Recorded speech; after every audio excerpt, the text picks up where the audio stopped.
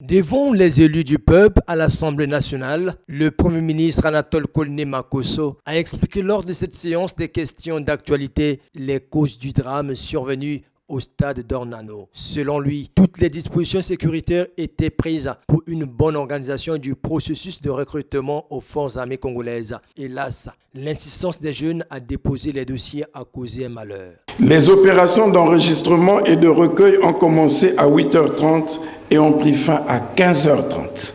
Tout semblait s'être bien passé le 20 novembre. Les candidats non retenus ont été informés et invités à revenir le lendemain pour la poursuite de l'accueil.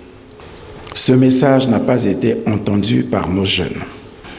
Le compte rendu de situation relevait la présence de près de 3000 jeunes gens amassés devant le site et que ce chiffre augmentait progressivement. Analysons cette situation.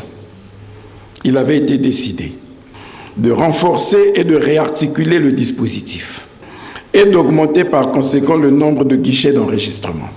Dans l'attente, les éléments de la police militaire de la zone militaire de défense et ceux d'intervention de la gendarmerie nationale et du commandement des forces de police ont mené des actions de persuasion. Les jeunes amassés aux alentours du stade ont insisté sur leur volonté de ne pas quitter les lieux et sont devenus de plus en plus nerveux et discourtois.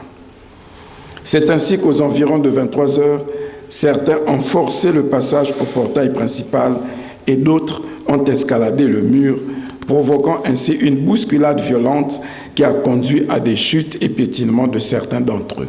À cette occasion, le chef du gouvernement a confirmé le chiffre de 31 décès et la prise en charge de plus d'une centaine de blessés. Le bilan provisoire fait état de 31 décès et de 150 blessés.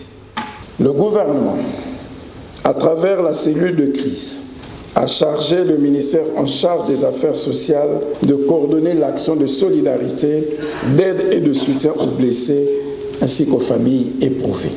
La décision du gouvernement est de ne pas interrompre le processus de sélection. Une minute de silence a été observée dans l'hémicycle en mémoire des disparus de la bousculade du stade d'Ornano. Des disparus auprès desquels le chef de l'État et son épouse ont rendu hommage par le biais des messages relayés ici par le Premier ministre.